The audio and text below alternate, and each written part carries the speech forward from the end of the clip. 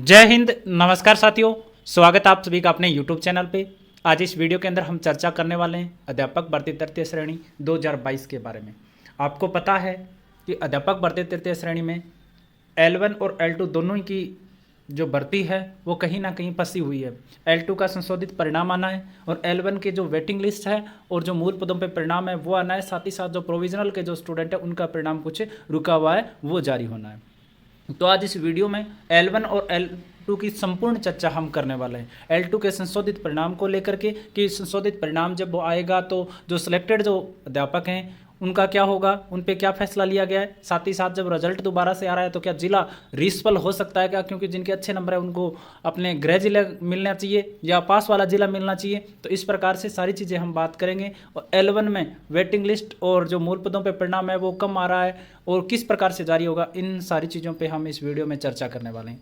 तो अभी तक चैनल को सब्सक्राइब नहीं किया तो चैनल को सब्सक्राइब जरूर कर लेना और वीडियो को सबके पास में शेयर जरूर कर देना, जिससे इन्फॉर्मेशन सभी के पास पहुंच सके।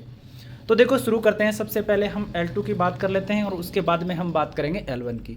ठीक है, तो देखो L2 की हम बात करें तो L2 का आना है संशोधित परिणाम। संशोधित परिणाम बोला है कि 27 दिसंबर को 3 सब्जेक्ट्स का आ रहा है, SST का, उर्दू का, ठीक है, एक सब्जेक्ट हो रहा है, तो 3 सब्जेक्ट का परिणाम है वो आना है। अब L2 के जो स्टूडेंट है उन्होंने काफ़ी यातनाएं झेली है, काफ़ी टाइम है जो सबसे ज़्यादा लगा है किसी भर्ती में तो वो L2 में लगा है। अब L2 के स्टूडेंट्स का ये कहना है कि अगर 27 दिसंबर को आप परिणाम जारी नहीं करते हो संशोधित परिणाम तो फिर हम आंदोलित हो जाएंगे। वो जायज़ भी है क्योंकि भर्ती में अलग अलग अटकने हैं वो लगती रहती है। पहले भी परिणाम जारी हो रहा था लेकिन बीच में कोर्ट की अटकना आ गई, उसके बाद में वो टाइम है वो बर्बाद हो गया और अब वापस से परिणाम आना है। तो जो फैसला होना है वो कम से कम जल्दी तो हो, जिससे चयनितों जो न्याय हो, जो स्टूडेंट जिनका सिलेक्शन नहीं हो रखा उन आंसर की में बदलाव के कारण या बदलाव के में नहीं हो रहा था उस टाइम, तो उनका सिलेक्शन नहीं हो तो उनका सिलेक्शन हो। साथ ही साथ जो चयनित जो साथी है वो काफ़ी दिनों से टेंशन में कि भाई हमारा क्या होगा, तो उन पे कोई फैसला हो। तो परिणाम जब आएगा तभी ये सारी चीज़ें हैं वो होना संभव है। तो देखो 27 को परिणाम आ रहा है और 27 को परिणाम आने के बाद में हमें ये पता लगेगा कि भी कितने स्टूडेंट है वो बाहर हो रहे हैं, कौन कौन से सब्जेक्ट में, और कितने स्टूडेंट को अंदर शामिल है वो किया जा रहा है। उसके बाद में देखो जो चयनित साथी हैं उन पे फैसला लिया जाना है कि आपके लिए शैडो पोस्ट है वो जारी करके और आपको पोस्ट पे क्या रखा जाए, बनाया रखा जाए, और या फिर आपको बाहर किया जाए। तो देखो बाहर तो होते नहीं है इतनी बड़ी संख्या में और सरकार को भी फैसला लेना पड़ेगा। इसमें देखो अधीनस्थ बोर्ड का कोई योगदान नहीं है। अधीनस्थ बोर्ड की सिर्फ गलती इतनी है कि जो भी आंसर की वगैरह में उन्होंने फॉल्ट से जो भी चेक किया और जिन लोगों को ज्वाइनिंग दी तो अब उनको 2-2 साल हो गई, तो उनको बाहर करना कतई सही नहीं होता क्योंकि वो दोबारा से तैयारी नहीं कर सकता और समाज में अपमान भी होता है इस प्रकार से चीज़ें होने से। तो निश्चित रूप से इनके लिए क्या होना चाहिए, शैडो पोस्ट। अब अधीनस्थ बोर्ड तो पोस्ट जारी नहीं कर सकता लेकिन सरकार को ये कर्तव्य होना चाहिए कि उनको शैडो पोस्ट की घोषणा की जाए कि जैसे ही रिजल्ट आए और रिजल्ट आते ही तुरंत शैडो पोस्ट के माध्यम से उनको पोस्ट पे बनाए रखा जाए। और अगर सरकार जारी नहीं करती है तो मैं शुरुआत से बता रहा हूँ, कोर्ट एक माध्यम होता है, कोर्ट के माध्यम से शैडो पोस्ट है वो क्रिएट सरकार से करवाई जा सकती है और ये होता रहा है हमेशा, पहले भी बहुत बार हुआ है, तो अब भी ये हो जाएगा जिसमें आपकी एकजुटता काम आएगी। ठीक है, उसके अलावा जो नए अभ्यर्थी शामिल किए जाएंगे, क्योंकि देखो इसमें ये मान लो कोई भी सब्जेक्ट में ये मान लो 1% की हेरफेर होती है, मान लो किसी भी सब्जेक्ट में 1% में अगर बदलाव हुआ है तो इस 1% के चक्कर में नंबर तो 2 हो जाते हैं ना, और इन 2 नंबर के चक्कर में मेरे ख्याल से काफ़ी तो स्टूडेंट अंदर आ जाते हैं, काफ़ी स्टूडेंट बाहर हो जाते हैं। क्योंकि सिलेक्शन ऐसे होता है कि पॉइंट से सिलेक्शन हो रखा है, आधे नंबर से सिलेक्शन हो रखा है, 1 नंबर से हो रखा है, 1.5 नंबर से हो रखा है, 2 नंबर से सिलेक्शन हो रखा है, तो काफ़ी सारे स्टूडेंट इसमें ऐसे हो जाते हैं। तो निश्चित रूप से नए अभ्यर्थी शामिल होंगे और कुछ अभ्यर्थी बाहर होंगे, तो चीज़ें तो चेंज होने वाली है। लेकिन 27 दिसंबर को इन चीज़ों का हमें पता चल जाएगा कि किस प्रकार से हो रही है। और बाकी के रिजल्ट अधीनस्थ बोर्ड ने बोला है कि हम लगातार है वो जारी करते रहेंगे हर वीक में।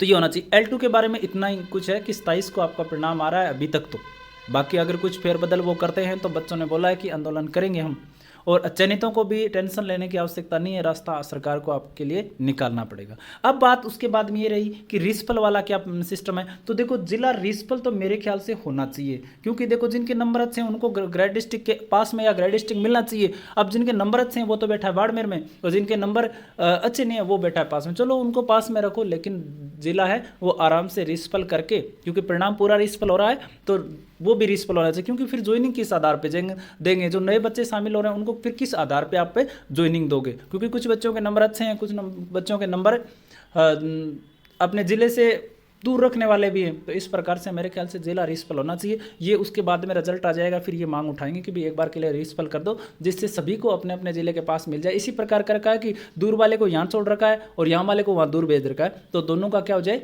रीसफल हो जाए, तो जिससे वो अपने पास में वहाँ पे दूर चला जाए, जो उनके पास हो जाएगा, और दूर जहाँ भेज रखा है वो अपने गृह डिस्ट्रिक्ट के पास आ जाए, तो सभी को क्या मिल जाए, राहत मिल जाए। तो ये 27 दिसंबर के बाद में हमें पता चलेगा। 24 तो हो ही गई है, 25 26 बीच में 2 दिन हो रहा है, उसके बाद में परिणाम है वो शुरू हो जाएंगे। बाकी कोई भी अपडेट L2 से संबंधित आएगी हम निश्चित रूप से आपके लिए देंगे। और इसके अलावा हम एक बात पे और चर्चा करें कि अगर कोई भी आपका भाई बहन या रीट पात्रता की, या आप दोबारा से, जैसे बहुत लोगों ने रीट कर ये बीएड कर की थी, उसके बाद में स्पेशल बीएड कर लेते हैं, उसके बाद में वापस की तैयारी लग जाते हैं, क्योंकि सारी चीज़ें हैं इसमें। तो अगर आप रीट पात्रता की तैयारी कर रहे हो या अन्य कोई भी एग्जाम से अगर आप तैयारी कर रहे हो, चाहे वो स्टेट लेवल की है, चाहे वो सेंट्रल लेवल की है, चाहे जैसे एसएससी है, रेलवे है, कोई भी अगर आप तैयारी कर रहे हो या पात्रता की आप तैयारी कर रहे हो, तो टेक्स्ट बुक आपके लिए एक टेस्ट सीरीज लेके आया, जिसमें आपको ईयरली पास मिलेगा 615 रुपये में। और इसमें आप क्या दे पाओगे, 80,000 से ज़्यादा आप मॉक टेस्ट दे पाओगे, और 800 से ज़्यादा एग्जाम्स के इसमें आपको टेस्ट सीरीज मिलेगी, ठीक है। और इसके अलावा आप अलग अलग भाषाओं में टेस्ट दे सकते हो। साथ ही साथ इसमें टेस्ट की ये सुविधा मिलती है कि इसमें आप सब्जेक्ट के हिसाब से टेस्ट दे सकते हो, सेक्शन के हिसाब से आप टेस्ट दे सकते हो, और इस प्रकार से आप अपनी तैयारी को मजबूत कर सकते हो। और इसमें आप अगर मेरा कोड यूज़ करोगे तो आपको एक्स्ट्रा 12% छूट मिलेगी, जो कोड ये रहेगा VKC20। अगर आप ये कोड करते हो तो ये 615 पे आपको एक्स्ट्रा 12% की और छूट मिल जाएगी, और ये पास रहेगा 1 साल के लिए। और स्पेशली अगर आप रीट पात्रता की अगर आप में कोई तैयारी कर रहा है, आपके भाई बहन कोई तैयारी कर रहा है, तो उसके लिए भी रीट के लिए भी इन्होंने स्पेशल मॉक टेस्ट है वो चला रखा है। और इसमें आपको कुल 251 टेस्ट मिलते हैं, और सबसे बड़ी बात यह है कि इसमें 5 टेस्ट आपको क्या मिलेंगे, इसमें फ्री मिलेंगे।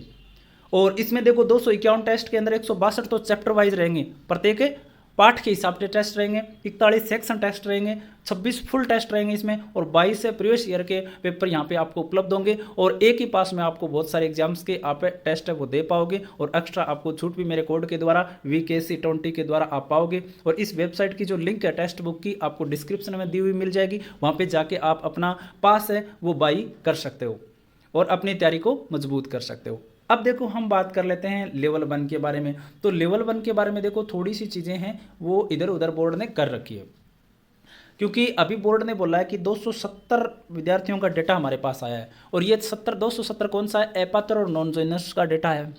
अब देखो लेवल 1 में आना है, मूल पदों पे परिणाम भी आना चाहिए था, वेटिंग लिस्ट भी आनी चाहिए थी, ठीक है। और ये डेटा है वो बोर्ड में पहुंच ही गया है, ठीक है। अब इस पे परिणाम जा रहे होना। अब इन 270 पे परिणाम आने भी अड़चन लगी हुई है कि भाई 6 महीने वाला जो नियम है वो इसमें आड़े आ रहा है, इस वजह से वेटिंग लिस्ट नहीं निकाल पा रहे हैं। तो सरकार ने एक नियम निकाला है कि 6 महीने की बजाय वो क्या करें, 1 साल करें। तो इस मामले को इसमें शामिल, 6 महीने वाले को 1 साल वाले में शामिल कर दें, तो ये सारी चीज़ें दूर हो जाएं। क्योंकि देखो इसमें किसी स्टूडेंट की तो गलती है ही नहीं, सारी गलतियां हुई है वो बोर्ड से हुई है। कभी आंसर की में किसी, कभी परिणाम में कोर्ट में भर्तियां गई, आचार संहिताएं आई बीच में, उसकी वजह से टाइम लगा है। तो इसमें किसी स्टूडेंट की तो गलती है नहीं। तो इसको 1 साल वाले मामले में शामिल सरकार अगर कर ले, ऐसी रियायत दे दे, तो अधीनस्थ बोर्ड क्या करे, आगे वेटिंग लिस्ट वगैरह वो निकाल दे। और ऐसा होना भी चाहिए, लगातार आप भी मांग उठाते रहा करो। लेकिन 270 पद इसमें कम है, क्योंकि मैंने आपको दिखाया था इस प्रकार से सारी चीज़ें थी। L1 की डेटा है वो कहीं ना कहीं बोर्ड खाने की कोशिश कर रहा है, अगर आप लगातार अगर इस भर्ती से जुड़े हुए हो तो इसमें क्या था, 21,000 पोस्ट है। 21,000 में से इन्होंने शुरुआत में डीवी के लिए 41,546 बच्चे पास किए। उसके बाद में इन्होंने जब फाइनल रिजल्ट 21,000 के विरुद्ध निकाला था 1 गुना के लिए, तो इन्होंने केवल 19,084 विद्यार्थियों को एलिजिबल किया था शुरुआत के टाइम में। तो और 438 बच्चों को किस में डाला, प्रोविजनल में डाला। तो टोटल कितने हो गए, 19,522 बच्चों का परिणाम आया, लेकिन आना कितना था, 21,000 का। उसके बाद में इन्होंने क्या किया कि 1478 बच्चों का बचा हुआ था, और उसमें से फिर स्टे आ गया, और उसके बाद में वापस से ये प्रक्रिया है वो शुरू हुई। तो 1478 में से 901 बच्चों का परिणाम फिर इन्होंने जारी कर दिया, तो बच गया कितना, 577 बच्चों का परिणाम बच गया। उसके बाद में इन्होंने क्या किया कि फिर आपको पता है 184 अभ्यर्थियों की एक लिस्ट जारी की थी। तो अब बचा हुआ परिणाम कितना हो गया, उसके बाद में एक लिस्ट और निकाली थी, जो वेटिंग लिस्ट निकाली थी 227 में। अब 393 बच्चों का जो डेटा है वो आना चाहिए था मेरे ख्याल से, ठीक है। लेकिन आया कितना है, 270 का।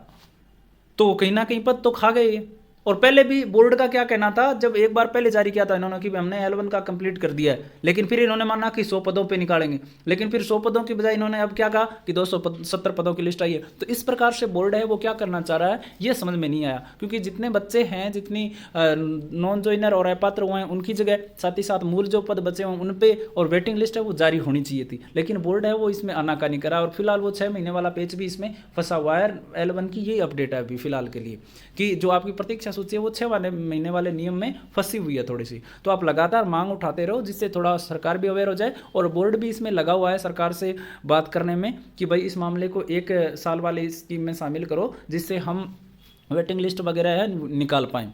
तो इस 270 पदों पे और पद शामिल करके और मूल पदों पे परिणाम और वेटिंग लिस्ट निकालनी चाहिए, जिससे L1 के बच्चों के साथ क्या हो सके, न्याय हो सके। और इसके लिए आप भी लगातार, आप सब लोग जितने भी आप देख रहे हो, तो लगातार आप ट्विटर वगैरह पे मांग उठाओ, जिससे सबके ये मामला है वो संज्ञान में आए और इस पर आपको न्याय मिल सके। तो अभी के लिए आपका परिणाम है वो रुका हुआ है, ये मान सकते हो आप 6 महीने वाले नियम के अंदर, इस वजह से प्रतीक्षा सूची नहीं जारी हो पा रही है। जैसे ये मामला हल होगा, आपका परिणाम है वो निश्चित रूप से जारी होगा और आपको हम ज़रूर आपको इसके लिए इन्फॉर्म भी हम कर देंगे। बाकी कोई भी न्यूज़ L1 और L2 के लिए आएगी तो निश्चित रूप से आपको इस चैनल पे आपको मिलने वाली है। आज के लिए इतना ही, धन्यवाद।